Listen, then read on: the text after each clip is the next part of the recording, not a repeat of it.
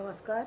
MSD saving के अंतर्गत आज हम आर्थिक क्षेत्र क्या होते हैं उसके बारे में चर्चा करेंगे। कल हमने आर्थिक घटक और उनका विश्लेषण किया था। आज हम आर्थिक क्षेत्र क्या होते हैं तो आर्थिक क्षेत्र क्या है। आजकल प्रवेश परीक्षाओं में अथवा प्रतियोगिता परीक्षाओं में तार्किक चिंतन योग्यता के परीक्षण हेतु ऑड मैन आउट यानी बेमेल को हटाइए अथवा समानुपातिक वस्तुनिष्ठ प्रश्न आते हैं। जैसे बेमेल सदस्य बताइए, यानी आजकल हम तार्किक परीक्षाओं को लेते हैं, यानी बौद्धिक परीक्षाओं को लेते हैं जिसके आधार पर हम व्यक्ति की लॉजिकल जो लॉजिकल थिंकिंग है उसके विषय में हम जान पाते हैं कि लॉजिकल वो कैसे सोचता है, चीज़ों को कैसे जो है वो उसके माइंड में चीज़ें कैसे चलती हैं, वो कैसे अन्य चीज़ों से अपनी चीज़ों को अलग करता है, कौन सी चीज़ों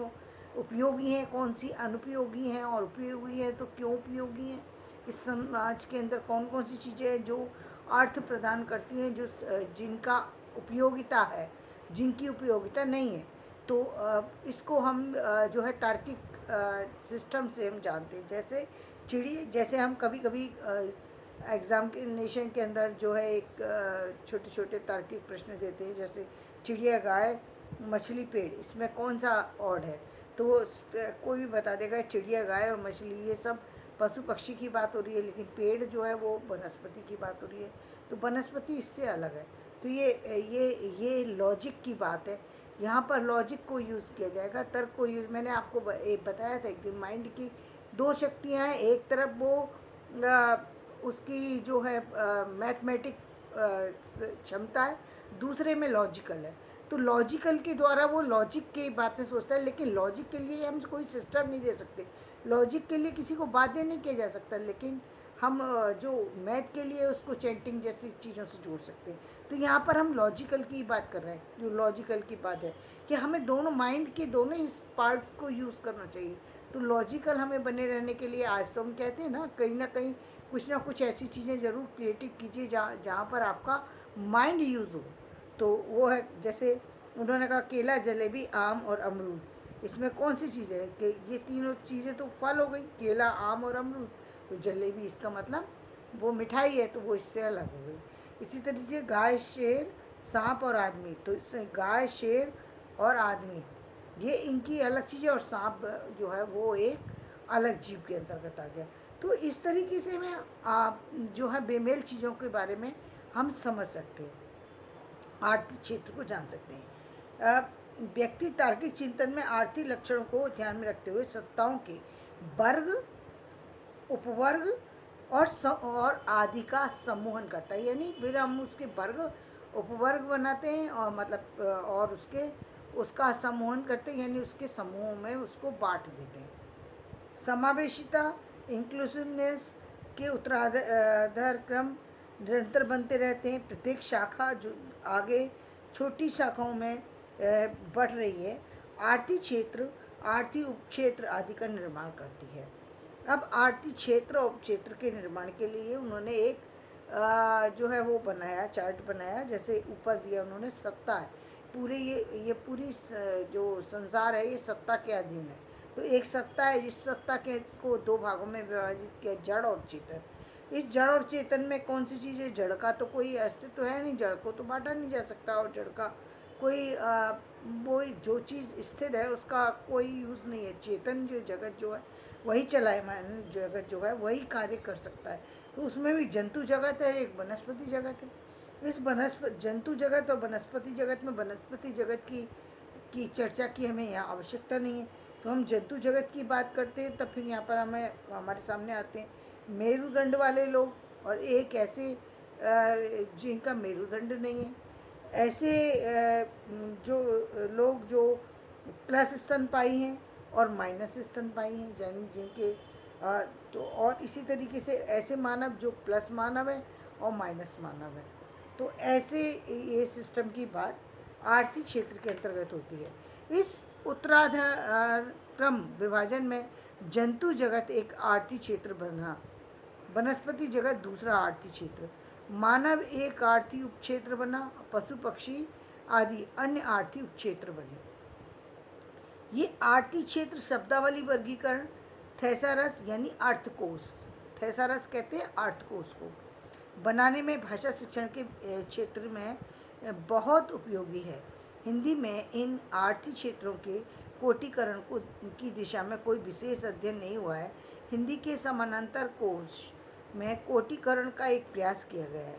अंग्रेजी थेसारसों ने 100 साल से अधिक पुराने रोगेट्स थेसारस को ही मुख्य आधार बनाया है और उसके आधार पर ही कुछ चीज़ों को उन्होंने बताया है। जैसे नीचे प्राचीन दर्शनों के प्राप्त कोटिकरण तथा आधुनिक पाश्चात्य ज्ञान मीमांसा पर आधारित कोटिकरण को ध्यान में रखते हुए एक कोटिकरण प्रस्तुत किया। एक उन्होंने सामान्य कोटिकरण यानी सामान्य इस संसार का सामान्य चित्र जो है प्रस्तुत किया है। किसके द्वारा प्रस्तुत है? आरतीकरण के द्वारा। तो आरती क्षेत्र कैसा? जैसे ब्रह्म और ईश्वर, दो चीज़ें, एक ब्रह्म है और एक ईश्वर। एक तो ब्रह्म सृष्टि बनाने वाला है और एक उसको सृष्टा है जो सृष्टि को चलाने वाला है। एक सृष्टि बनाने वाला और एक सृष्टि को चलाने वाला। फिर आती है प्रकृति। प्रकृति को कौन कौन सी चीज़ों में बांटा गया? आकाश, पृथ्वी, जल, वायु, अग्नि और तेजस में पृथ्वी को बांट दिया, प्रकृति को बांट दिया गया। अब फिर आता है वनस्पति जगत। वनस्पति जगत में वृक्ष, पुष्प और फल, इसमें बांट दिया। अब जंतु जगत आया। जंतु जगत में पशु हुए, पक्षी हुए, कीट हुए, सरीसृप हुए, जलचर हुए, तो इसमें बांट दिया। फिर मानव को उन्होंने इससे अलग कर दिया, जंतु जगत से मानव को अलग कर दिया।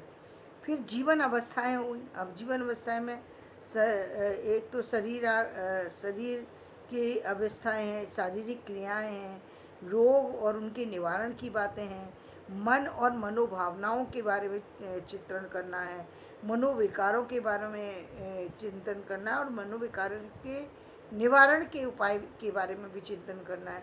आहार में हम जब बात करते हैं तो उपादान, साधन, प्रक्रिया, उत्पाद, यानी वो जो चीज़ें हमें प्राप्त हैं, जो चीज़ें हमें मतलब खाने की, कौन सी चीज़ों का उत्पाद किया जा सकता है, कौन सी चीज़ें हमें जो है बनानी पड़ती है अपने हाथ से, हम उसको क्रिएट कर सकते हैं, बना सकते हैं खाने की। अब जैसे फल तो हमें पेड़ से मिल जाएगा, जो हमें टमाटर है वो तो मिल जाएगा, आलू तो मिल जाएगा हमें ज़मीन से, लेकिन आलू टमाटर की सब्ज़ी बनाने के लिए हमको अपने हाथ से ही उसको बनाना पड़ेगा। तो एक चीज़, एक वो साधन आहार में वो साधन जो हमें प्राकृतिक रूप से अपने आप उपलब्ध है, एक वो जो जिनको हम क्रिएट करके बनाते हैं, यानी तरह तरह की चीज़ें खाने पीने की हम बनाते हैं वो चीज़ें। दूसरे आवास। आवास में उसमें भवन है, फिर उसमें भवन के अंदर फर्नीचर है, उसमें प्रकाश की व्यवस्था है, वायु की व्यवस्था है,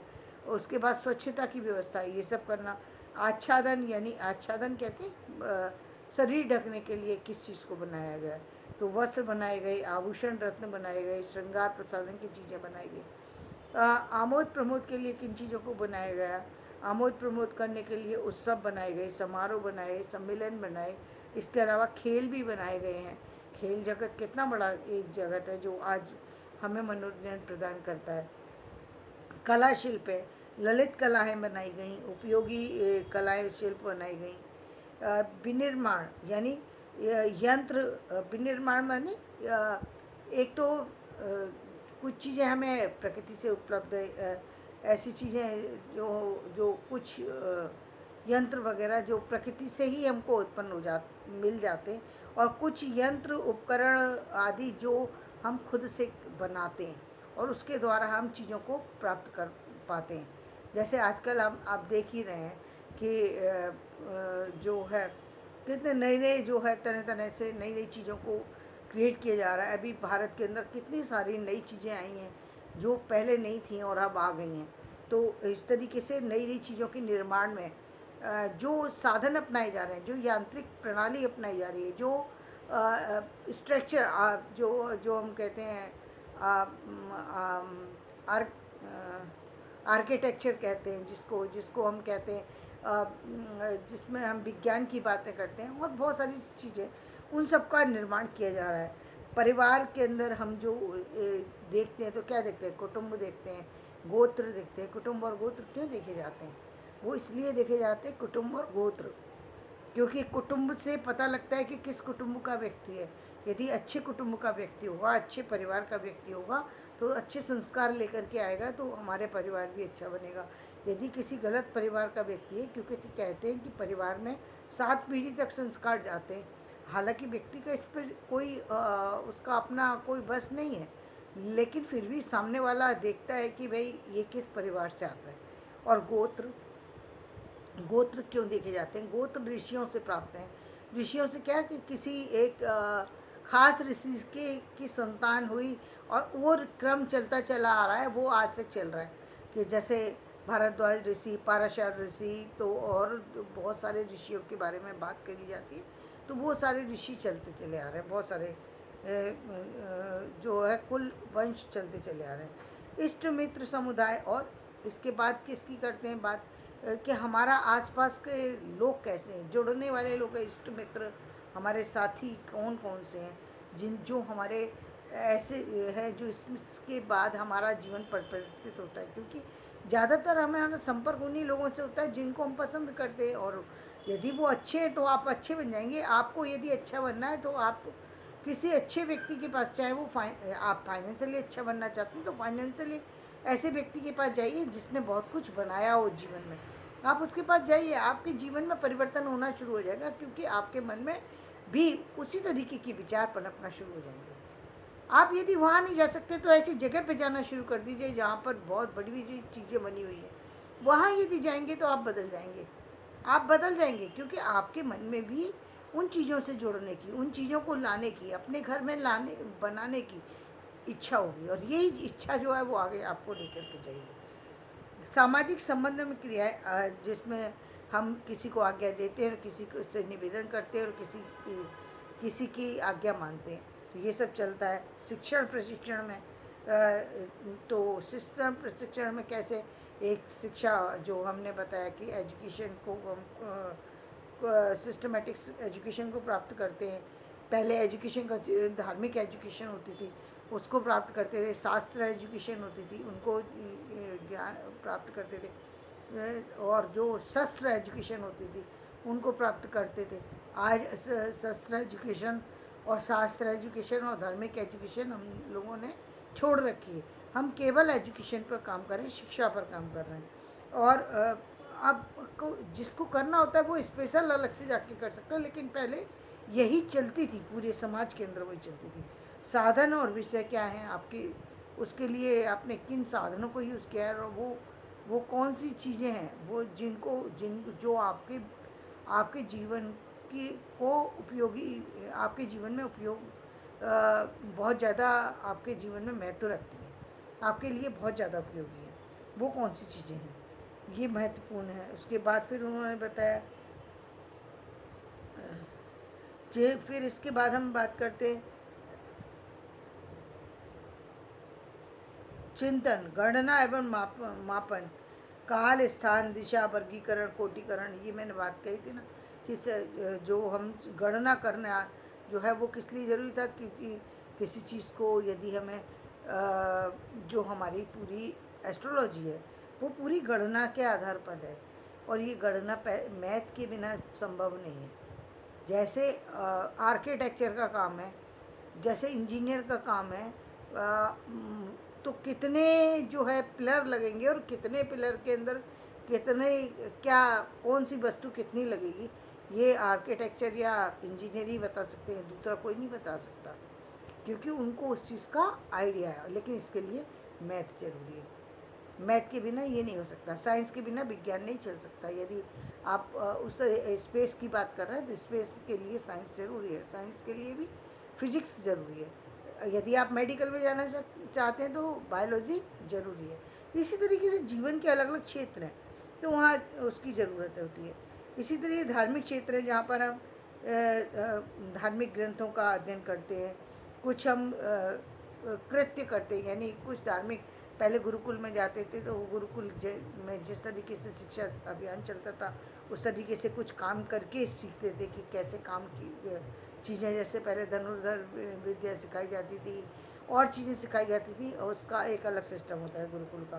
फिर गुरु के माध्यम से कुछ चीज़ें सीखते हैं, कुछ मान्यताओं के माध्यम से कुछ मान्यताएं बना दी कि ये आपको माननी पड़ेंगी, ये आपके ये बड़े हैं, ये छोटे हैं, आपको इसके अकॉर्डिंग इस तरह से चलना होगा। तो ये कुछ सिस्टम बना दिए, कुछ मान्यता, कुछ देवादी, कुछ देव बता दिए।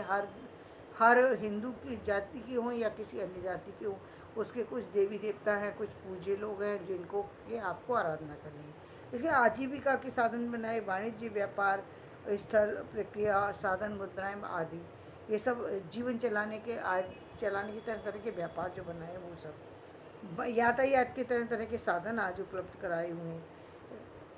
और यात्रा के मार्ग, और आज तो देखिए कितनी, आज बुलेट ट्रेन आ गई जो पानी के अंदर से भी जा सकती है। और अब पहाड़ से, एक पहाड़ से दूसरे पहाड़ तक जाने के लिए भी जो है उसके बिना पिलर के भी जो पुल का निर्माण किया जा रहा है। अजीब चीज़ें अब चल रही हैं, वो बहुत सारी नई चीज़ें हैं जिनका इन्वेंशन चल रहा है। संदेश प्रेषण के लिए तरह तरह के जो यांत्रिक साधन है, टेलीफोन है, टीवी है, इंटरनेट, इन सब चीज़ों का उपयोग किया जाए। रक्षा सुरक्षा के लिए सेना, पुलिस, अस्त्र शस्त्र, सैन्य व्यवस्था, और अब आज आज एटॉमिक पावर जो हो गई है। राज्य के लिए शासन व्यवस्था और विधायी व्यवस्था और राजनीतिक व्यवस्था, और इसी तरह प्रशासन के लिए देश, प्रांत आदि अधिकारी, प्रशासन तंत्र आदि का निर्माण करना। विधि ग्रंथ, मतलब विधान से जुड़े हुए ग्रंथों का निर्माण करना। व्यवस्था से जुड़े हुए, न्याय व्यवस्था से जुड़े हुए ग्रंथों का निर्माण करना। दंड व्यवस्था से कि कैसी दंड प्रणाली होना चाहिए, और कारागार व्यवस्था। इस तरीके से समाज की ये विभिन्न चीज़ें, ये किससे जुड़ी, ये आर्थिक क्षेत्र से जुड़ी हुई हैं। ये सारी चीज़ें किससे जुड़ी हुई देखिए आपने, आर्थिक क्षेत्र से। कल हम आर्थिक संबंध के बारे में बताएं, आर्थिक संबंध क्या होते हैं। ठीक है, तो आज हम अपना विषय यहीं पर समाप्त करते हैं। मेरा वीडियो पसंद आए लाइक करें, शेयर करें और सब्सक्राइब करें।